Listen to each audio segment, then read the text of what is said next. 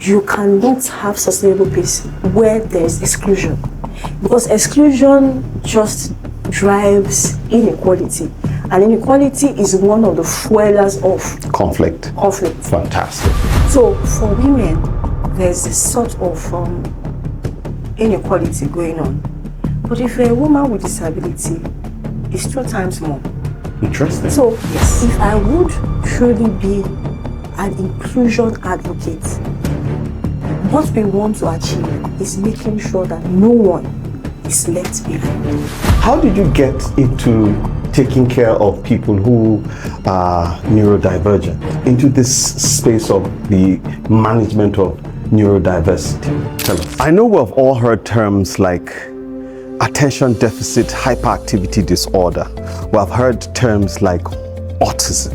We've heard terms like learning disabilities and learning challenges, but I'm not sure we know how much we live with these challenges in our communities and in our societies.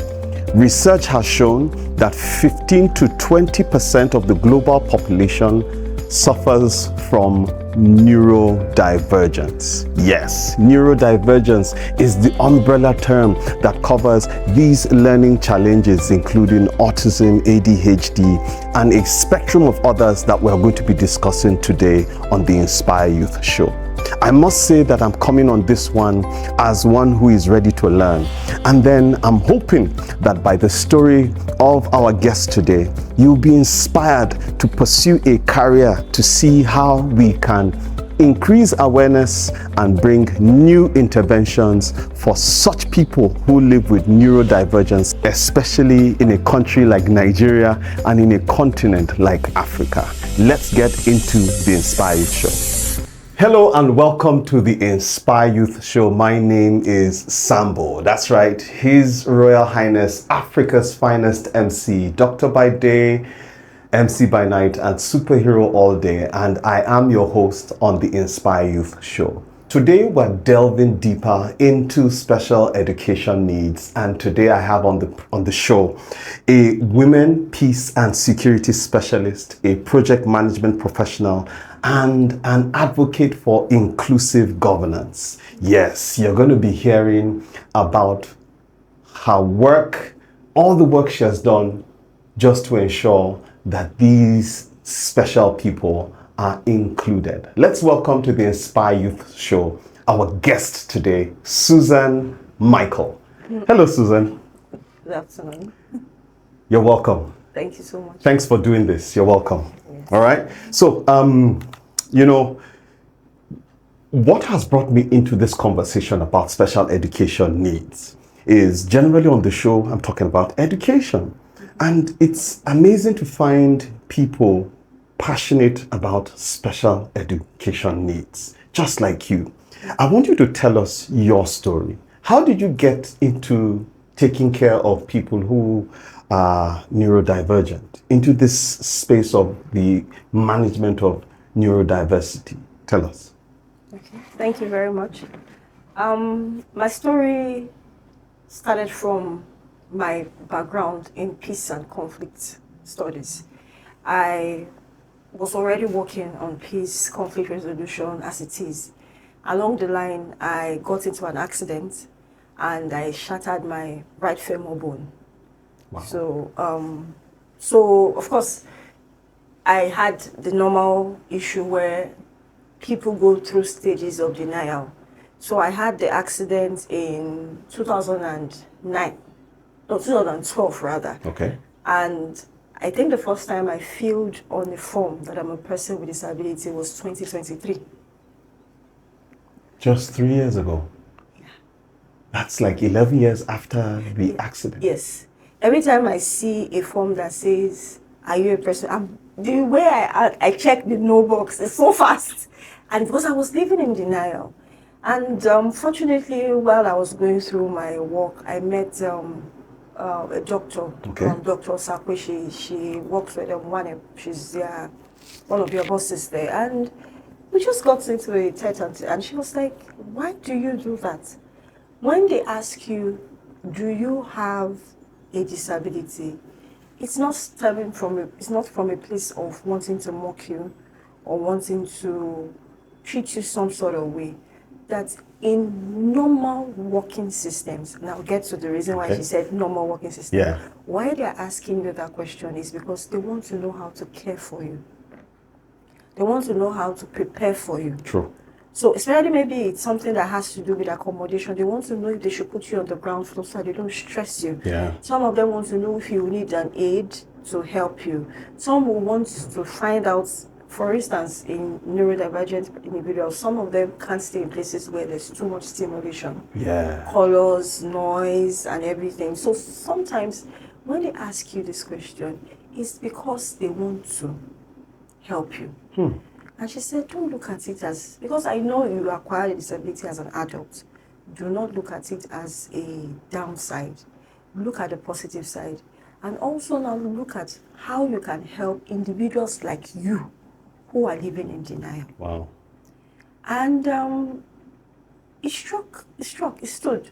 And when I left that event that day, I had like an awakening call. An epiphany. Yes. Yeah. This is something. And for the first time, I filled that box that said, I accepted on paper, I am a person with disability. And so when I accepted that, it was like, what now? Okay. So I now began my advocacy. My work has entailed peace and security, but mainly women peace and security, and youth peace and security. That's what my work has been around.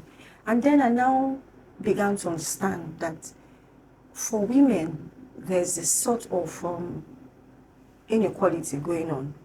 But if you're a woman with disability, it's 2 times more. Interesting. Yes, because you already have certain barriers in place. Just by your gender? Yes. Okay, and then if you have an added layer of a disability, it makes it worse. More. And so, you know, when I got to discover that, I said, no, this is not right. And I began, you know, advocating for persons with disability. Now, in as much as I knew that women had more of that impacting them, as I proceeded in my work, I discovered that this is not even just about the female gender. Yeah. As a person with disability, whether you're a man, it's an issue. And so I now began to advocate for not just women with disability, but persons with disability as a whole. Okay. Because there's this thing that we have discovered that when it comes to exclusion, you cannot have sustainable peace in a place where exclusion exists. Because exclusion leads to inequality. Yeah. And inequality is one of the fueling factors for conflict. So Susan, just pause for a second, because what you've said there, that statement, and I would love for you to repeat it, sounds like there's a connection between peace and conflict management or resolution and the exclusion of individuals with disabilities. Is that what you're trying to say? Not just exclusion of persons with disabilities. Because if you recall, the question you asked is, how did I become an advocate for neurodivergent persons? In my course of work for peace and conflict resolution, I discovered that if you want to have sustainable peace, you cannot have sustainable peace where there is exclusion. Because exclusion just drives inequality. And inequality is one of the fuelers of conflict. Fantastic. So when I continued my work, I now discovered that, okay, I'm advocating for persons with disability. But by practical, yes, if we say because I'm a person with disability, my advocacy should have just stopped with persons with disability. But when you continue this work, it unravels. And I discovered there are other people who are excluded, which would include the neurodivergent individuals. Yeah. Which will include the minorities when it comes to our ethnicity, those minority groups, they're there. So if I would truly be an inclusion advocate, what we want to achieve is making sure that no one is left behind. So when you're saying no one is left behind, and you take only a particular set of people, which would be persons with disability, and you leave other people who are marginalized, who are experiencing exclusion, have you left anybody behind or not? If you take only one group of those who are excluded, and you leave the rest, you're leaving someone behind. You're still leaving someone behind. And this is how my work transcended just persons with disability to neurodivergent individuals and other marginalized groups. Amazing. I must say your story is truly inspiring, and that's the idea around the Inspire Youth show, to share personal stories, real life stories, so that if there's someone out there who you're having a call, there's a call for you to get into this space to work. Yeah, you've gotten a good reason from Susan today. So Susan, tell me, let's know a bit about the numbers, if you have, or perceptions if you have. Which do we find more of, the physical disabilities or the neurodivergent disabilities generally? What do we have more of in Nigeria, or which is known more? Okay. Yeah. Now. Yeah. I think you just used the right thing. It's known more would be persons with disability. That's assuming they accept that persons with disability, right? Some would say 35 million, but I would say, how did you come about that number? Those numbers. Because for some reason, especially in this part of the world, data. We don't have reliable data, unfortunately. Yeah. But if we want to take the data we have, we would say we have more persons with disability than neurodivergent persons. Okay. But it's not the truth. And why? Why is that the case? Why do you wonder if that is the truth? Are neurodivergent individuals not coming out? It boils down to our society. If we will take data now, they would say about 15% of every human being on earth are neurodivergent. So which would mean 1 in 7% is a neurodivergent individual. But that's the statistics they are working with. Yeah. But can we truly say that statistics is working even here in Nigeria? The reason is it's not far-fetched. Stigmatization. Nobody wants to have most people wouldn't want them to refer to their child as neurodivergent. Another thing is not just stigma, it's another lack of awareness. Lack of awareness. And a lack of understanding. Okay. Some don't know. Say, for instance, autism. There are levels to it. Yeah. There are different spectrums. Yeah. So it's not a one-size-fits-all. True. So what affects A may not affect B. For some, they have it worse. Some may be mild. Yeah. But does it change the fact that they are neurodivergent? No. I would be assuming that both of us are neurotypical because I haven't gotten tested actually. But let's assume. And you have a particular challenge. To you, it's a big deal. And you may be telling me, I'm like, that's child's play. But does it invalidate the fact that you have your challenge? And to you, it is a big deal. True. To me, mine is a big deal. So what happens is that a lot of time, parents have neurodivergent children. Some not so obvious, some obvious. Some shy away from being labeled. And it still boils down to our society, how our society handles things like that. In a system where things are working as it ought to be, you will get tested. If you have a diagnosis, the next thing they're thinking about is how to best support you. And that support will not just be from your immediate family. Yeah. It's putting structures and systems that would help that person move freely. For instance, when it comes to education, inclusive education, learning at your own pace, learning with systems that will work for you. Because for some, they can only learn by diagrams. Yeah. Some will learn by songs, but the basic is trying to find what would work for you. So the system is conscious of that. Now let's take it a step further. You're done with education, employment. Yeah. They have, in fact, it's a crime if you would stigmatize somebody for being a neurodivergent and say, okay, because you're that, we won't employ you. So not only will they employ you, they will employ you in a system that would be able to work for you. Probably you're a type that needs not much stimulation. You will be given an office where you are not exposed to so much. So when we now bring it back home, the first thing is, I don't have anything against religion. But you see, sometimes religion has played more harm than good. I'm sure you're going to explain. Please tell us. Is it in the labeling of these individuals, or tell us?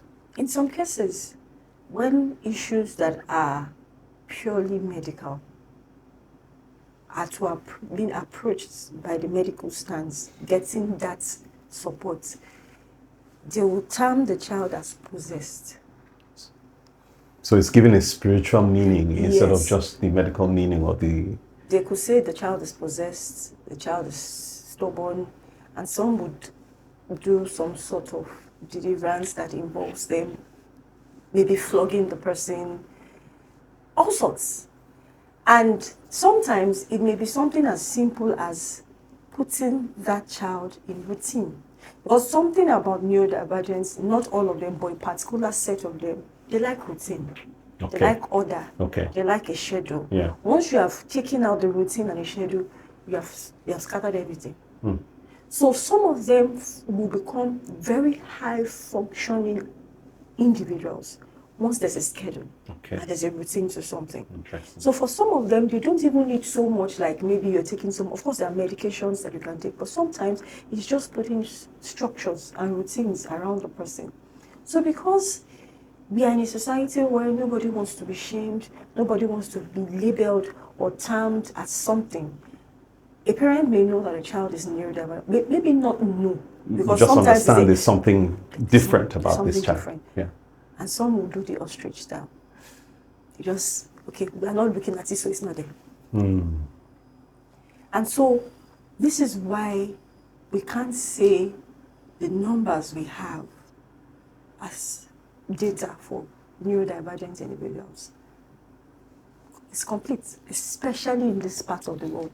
How many, do you know that a lot of adults, because of awareness that is going on now, some who have always known, maybe growing up and knowing themselves, are now trying to get tested just to understand, why am I different? Okay. And some of them now get to understand that, okay, this is it. This is it. That is for those who care to know. Yeah. So this is to say that some of us will go through life entirely and return to our maker and still not know Whether that we were truly neurodivergent. or not. Interesting, interesting. Ladies and gentlemen, this is still the Inspire Youth Show. I have Susan Michael here. It's a good place for you to subscribe to the channel and turn on the notification bell so that you're informed of every new video that drops. Let me take it back a little bit. Okay. You studied peace and conflict resolution studies, but today you find yourself as an advocate for inclusion.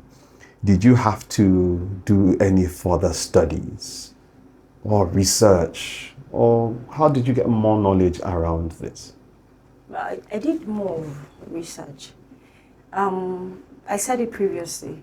My work on peace and conflict resolution is mainly linked to the issue of inclusion. Yeah. I'm an advocate for inclusive governance. Okay. And so there's really nothing you can do outside with peace and conflict resolution that you will not, one way or the other, brush the topic of inclusion. So of course, Because I'm now working in terrains that are not only majorly on peace and conflict resolution, I've had to do research. Because of my work with neurodivergent individuals, I've had to go through trainings, capacity buildings, because you can't give what you don't have. So it's not just about being passionate about what I want to do or what I'm doing. It's also having myself equipped with the right information, with the right equipment to deal with situations part time, because sometimes you meet similar cases, but I've also discovered that different people, different cases, different perspectives, and they are linked. I'll give you an example. I went on a community engagement that had to do with neurodiversity. We had professionals in the house. They got tested, and there was a particular boy who was on the spectrum of autism and all that, and we extended support. And we gave information on how they could reach us and everything. And we waited 2 weeks, 1 month, nothing. And well, some would say having that trait in me could be some sort of fuel for a burnout. I also believe that that is the core of what I do and the core of my calling, which is the ability to have empathy. And so we had done the community engagement. There was nobody asking questions, but I just wanted to know. So I became curious, and I went back and I asked. I met the mom. Who is this boy? We didn't hear from you. What happened? He didn't come to the hospital, because we work with professionals that do pro bono. Some would do very discounted rates, especially when you're working with communities that are rural areas where money can be tight. And this doctor, and she says, oh, that the boy traveled to his aunt's and he will be back. And I said, I didn't check anything. Okay, I brought him this, gave him that, and I left. Think about a week or two after the mother calls. And to cut a long story short, the boy was in the hospital. They had hospital bills to pay. It was much on them, and they didn't know how to go about it. And so the next thing is to reach out for help. And we got there. And what we discovered was that the boy had been taken to a prayer house to flog out the demon of autism. And that there was a case of dehydration, starving him, to have him conform, and the boy went in shock. So that was how he became a candidate for the hospital. And so I asked the mom, why? Why didn't you reach out? Why didn't you call out? And she said her husband, when she was trying to, tell the husband, he beat her and threatened her, and there was an issue of violence. And so when that happened, I'm linking it back to my work that it's all connected. Now, the issue of neurodivergence had to be placed on the back burner. What we were dealing with now became gender-based violence. Gender-based violence, child abuse. That neurodiversity, we had to put a pin in it and say, just let's work on what is more important. And so this is where my work with women, peace and security comes. And when it comes to women, by extension, children are always linked. And that's why you find out that the Women Affairs Secretariat works with children. Because once you're working with a woman, by extension, you're working with children. So this now had me having to contact the right persons to help that situation. So my work it's like a collection of many things that come together to make something. Thank you very much, Susan. This is still the Inspire Youth Show. After this short break, we're going to be hearing what the major challenge is in Nigeria or in Africa around neurodiversity, around inclusion. Is it in the diagnosis? Is it our awareness? Is it the interventions that we prefer? All of this, stay tuned to the show. I'd like to pause just for a minute to talk about the sponsors of today's show. The sponsors of the Inspire Youth show today is the Yasni's Cafe. Yasni's Cafe is your number one choice when it comes to your cafe needs right in the city of Abuja. This is Utako, Jabi area of Abuja, and they are your number one choice for that refreshing cafe feeling and vibe. Yasni's Cafe has also opened up its podcast studio, and that's the studio that this episode of the Inspire Youth show is being shot in. I want you to patronize Yasni's Cafe today, and thank you Yasni's Cafe for sponsoring this episode of the Inspire Youth show. Yasni's Cafe, a serene taste. Welcome back to the Inspire Youth show. Today we're delving into special education needs, and I have this woman peace and security specialist here with us, Susan Michael, and we want to take the conversation a little further. Tell us, so what's our biggest gap in Nigeria and in Africa?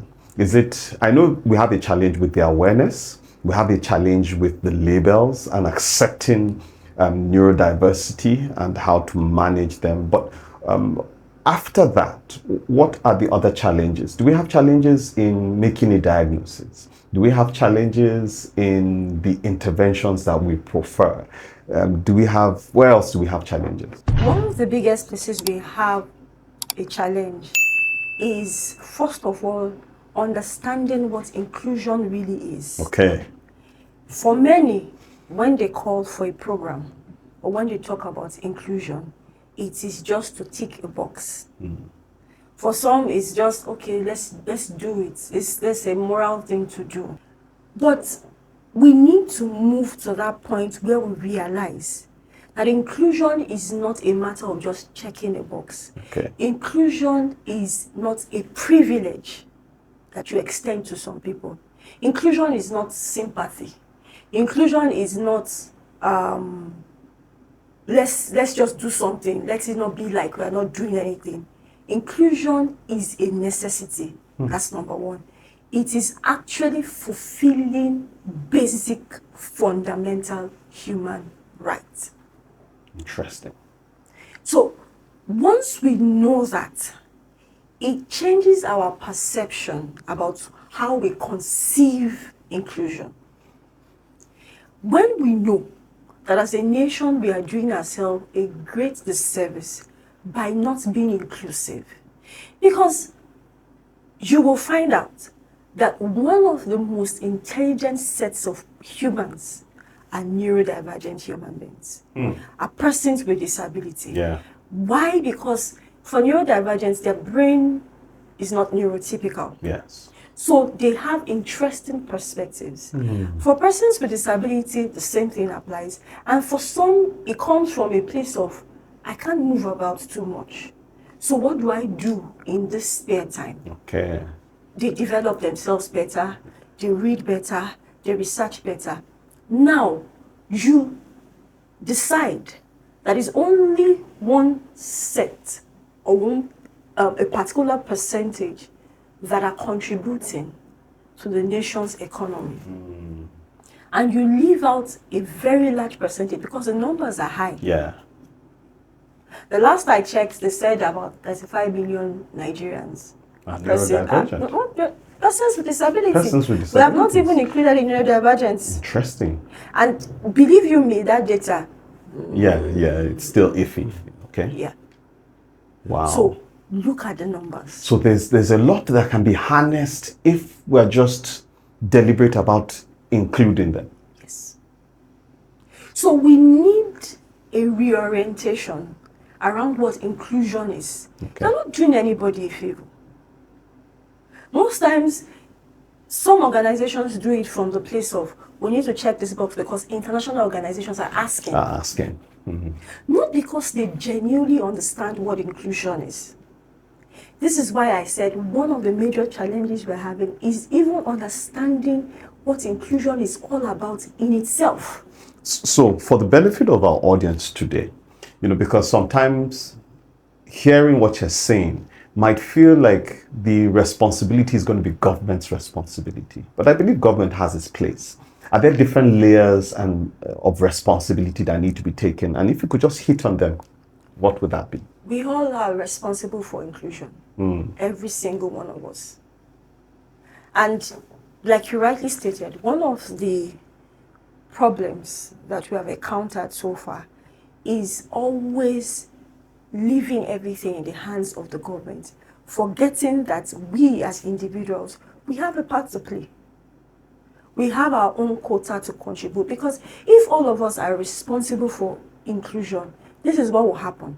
Even when the government is not responsive, you in your sphere of life can become an advocate for inclusion. Whenever around you somebody who is a person with disability or is neurodivergent or is on a marginalized set is in that place and you are championing the cause and saying, no, this has to be different. I'm doing it, you're doing it, she's doing it, he's doing it. You discover that the message keeps going around. So you have the ripple effect, and it will become such a big deal that even the government itself would not have a choice than to do what they have to do, because it has now become everybody's responsibility. So it's not just about the government, it's about you, it's about me.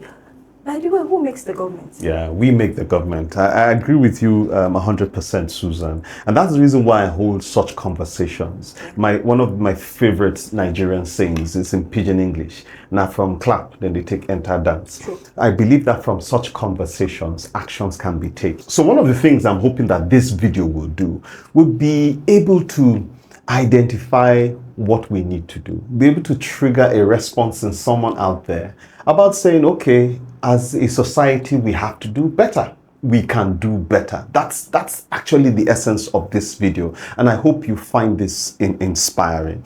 Susan, as we coast towards the end of this, I need to ask you, I know that you are the project director for Daughter of Ellen. Yes. Yes, an NGO which, does a lot of inclusion advocacy. Yes. So tell us what your interventions are, and probably tell us about Daughter of Ellen as well. Daughter of Ellen is a support and empowerment initiative that was birthed from a place of knowing and understanding what neurodiversity is. The founder of the NGO is a neurodivergent individual. Okay. And so for her, this is not just a project, it is personal. Oh. It is something that was birthed from a passionate point of view, because growing up in Nigeria, she had a fair share of challenges being neurodivergent. And of course, it was until when she became an adult that she got a diagnosis. And so... Sorry, it was as an adult that she got a diagnosis? Yes. Wow. So did that happen in Nigeria for her? Carry on. So having the foundation is a way of ensuring that children are diagnosed early enough. Because we have found out through research that even when we receive diagnosis here in Nigeria, it starts between the ages of 6 to 9. And a lot could have been achieved if that diagnosis came earlier. Wow. We all will say, wait and see, wait and see. That's the general misconception, that some who actually know that something may be wrong with a child, or something, not that something is wrong, but something is different. Different with this child. Because we have a tagline in Daughter of Ellen, which is a different kind of brilliance. Okay. So it's not that something is wrong. Yeah, it's that different. They're different. And there's no limitation because you're different. You can be different and fantastic. That's why we at Daughter of Ellen believe that exceptional children, fantastic children, highly intelligent children are existent among neurodivergent children. Okay. And so that is not a limitation. And that is why we also say that we are celebrating every child's brilliance. Yeah. And so this initiative was birthed from a place where she wanted a situation where children would, after receiving that diagnosis, be better supported. And that is also why we always say seen, heard, and supported, because we do not want to just see these children. We want to hear them. We want to experience who they are. Okay. And then we want to provide support. And so this is why our work does not just stop with generating awareness around neurodiversity. Yeah. We are doing that. We are bringing about, awareness around the topic and that's why we are doing things like community engagements. We are doing engagements with schools, whether be it special education needs schools or just general schools, because we also know that in Nigeria there's not a neurodivergent school per se that we can say this is a neurodivergent, this school is just for neurodivergence. In your advocacy for inclusion, do you advocate for those kind of schools, or you advocate for inclusion within our regular schools for these individuals? We advocate for an inclusive society through and through. School, church, mosques, hospitals, communities, everywhere. And that is why we are taking the message beyond just the social media, beyond just the urban areas. We are going to the grassroots. We are making sure that everybody gets this message. And not only are we doing that, we are encouraging that if you have a child that you have the suspicion or so that the child is different, get the child tested. So once you get the child tested, then we can give you guidance on how to receive appropriate support for the child based on what that child needs. And so we are working not only on that, but we're also working on a conference. We are going to have a conference sometime in July this year. Okay. And what we intend to do, we are looking at about 300 participants with a wide range of participation. We are going to be having educators, caregivers, professionals, that's health, medical professionals. Yeah. We're going to be having advocates, allies. We're going to be having parents. And we're going to be having persons with disabilities and neurodivergent individuals themselves. Because what is the essence of having a gathering of people without the subject matter present? Yeah. And so what we intend to do with that conference is to ensure that we create awareness around neurodiversity. We give them pointers towards getting diagnosis and support. And then we're working on an app as well. Okay. An app that is going to also cater to some of these needs around neurodiversity. We are currently working on that app. And one of the biggest things that we are hoping to achieve with the conference, and that is why we're going to be partnering with ministries like the Ministry of Education and the Ministry of Youth, Education and Health. These two are very key because they are the people that we are hoping that when we suggest policies, when we try to give right pointers towards policy recommendations, policy adjustments, because we have some policies in place, but some of them are not working as they should. And of course, we are going to also be working with those who implement these policies. True.